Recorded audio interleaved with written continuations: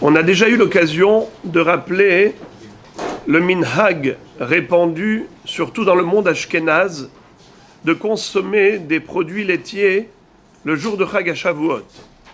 On avait rappelé les trois raisons.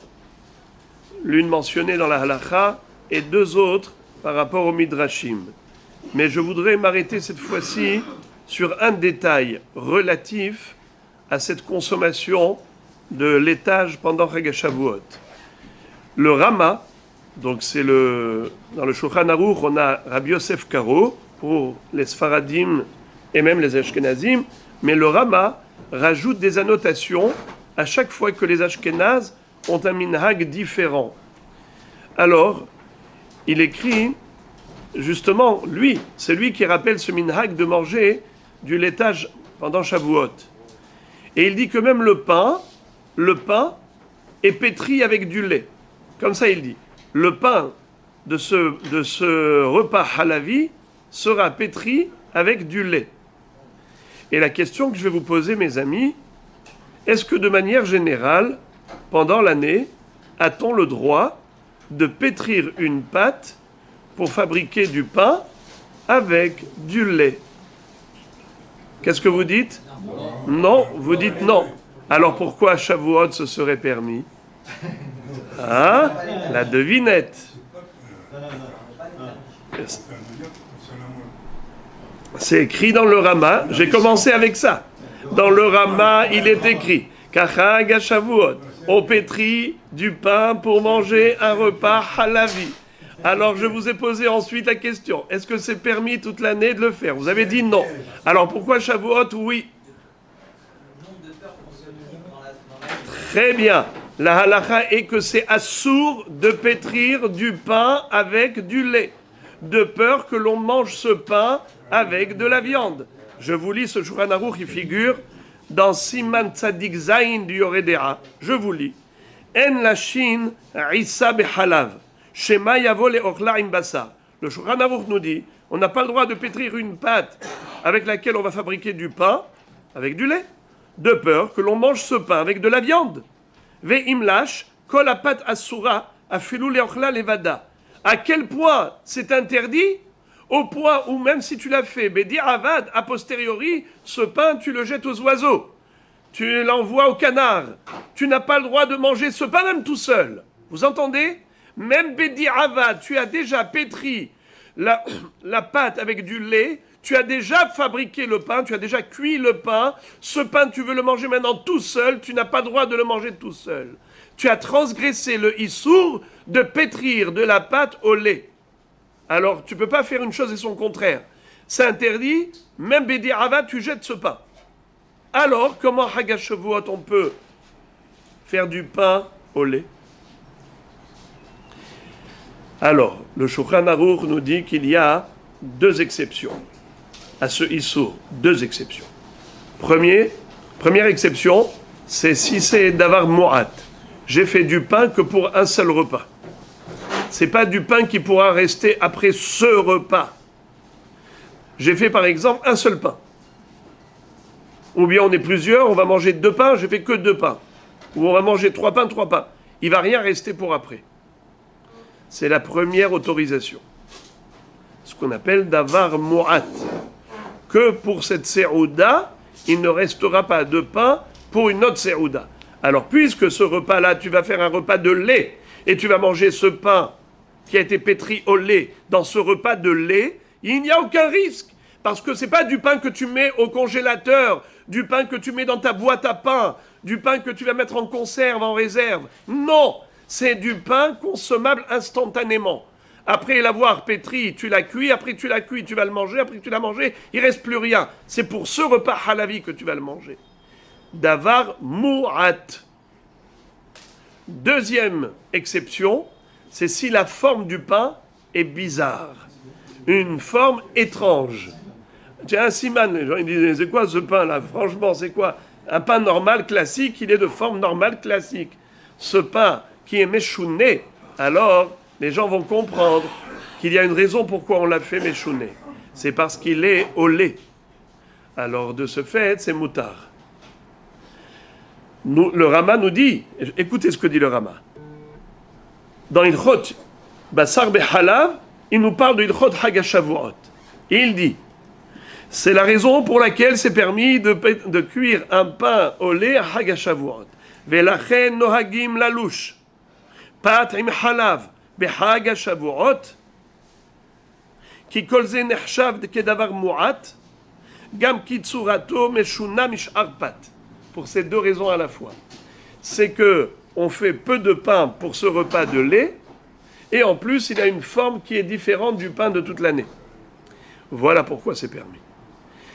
Je conclurai cette halakha avec une réflexion importante. Et là, je vous pose la question, comme j'aime bien les devinettes. Est-ce qu'on a le droit de faire des gâteaux pétris avec du beurre? Voilà par exemple des pains au chocolat avec du beurre, des croissants avec du beurre. Nahon, est-ce qu'on a le droit, oui ou interdit? Là, on n'en fait pas peu, on en fait beaucoup. Et d'ailleurs, on les met ensuite en réserve, on met ensuite au congélateur, n'est-ce pas? Je vous pose la question. Est-ce qu'on peut faire des croissants au beurre?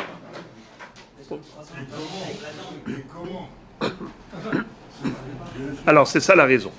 La raison, c'est que oui, c'est permis. Pourquoi c'est permis de faire des gâteaux au lait, des gâteaux au beurre? Pourtant, on a dit qu'il y avait un risque de manger avec de la viande, mais la réponse, elle est dans ma question. Bien sûr que c'est permis, parce que le risque, c'est de peur qu'on vienne en manger avec de la viande. Qui est-ce qui mange des gâteaux avec de la viande? Personne. Alors pourquoi tu veux interdire? Il n'y a pas d'interdiction de manger quelque chose, de fabriquer une pâte sucrée avec du lait ou du beurre, puisque ce ne sera pas mangé de toutes les façons avec de la viande. Alors à Botaï,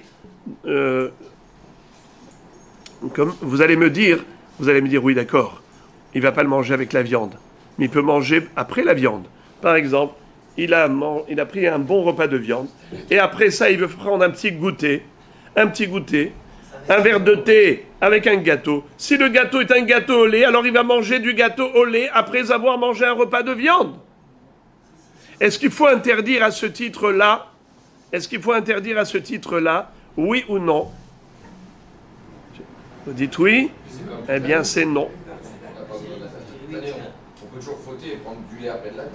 Le gâteau, ça n'est qu'un aliment avec du lait. Non, le lait, on voit que c'est du lait. C'est un aliment au lait. Tu dois faire attention après la viande de ne pas manger du lait. Oui, mais la différence... Le lait, on ne le mange pas. Oui, mais le problème, c'est que c'est quoi? On a dit que pourquoi c'est interdit de pétrir de la pâte au lait? De peur que les gens, par erreur, ignorent qu'il y a dedans du lait, ils vont le manger avec de la viande. Donc, à cause de ce risque, on a interdit. Alors pourquoi on n'interdirait pas le gâteau de peur qu'on le mange après le repas de viande en pensant que c'est un gâteau neutre, parvé? La réponse, c'est que l'interdiction de mélanger le lait à la viande, je vous avais déjà dit ça une fois, que l'interdiction c'est seulement si ça a cuit ensemble. Ça c'est le Issur Minatora. Lotevachel gedi bahalev immo. Mais si ça n'a pas cuit ensemble, Minatora, il n'y a pas de Issur. Qui est-ce qui a interdit de manger un hamburger? C'est-à-dire de prendre un morceau de viande avec un morceau de fromage et de les manger ensemble. Si la viande elle était froide, n'est-ce pas, il n'y a pas de cuisson. Je mange ensemble. Minatora, c'est permis ou interdit? Permis, car la Torah elle a dit tu n'as pas le droit de les cuire ensemble, mais de les manger ensemble s'ils n'ont pas cuit ensemble, c'est permis. Minatora. Qui est-ce qui a interdit de les manger ensemble? C'est les Hachamim. Après, qu'est-ce qu'ils ont dit? Ils ont dit non seulement que tu n'as pas le droit de les manger ensemble, tu n'as pas le droit de les manger même un après l'autre.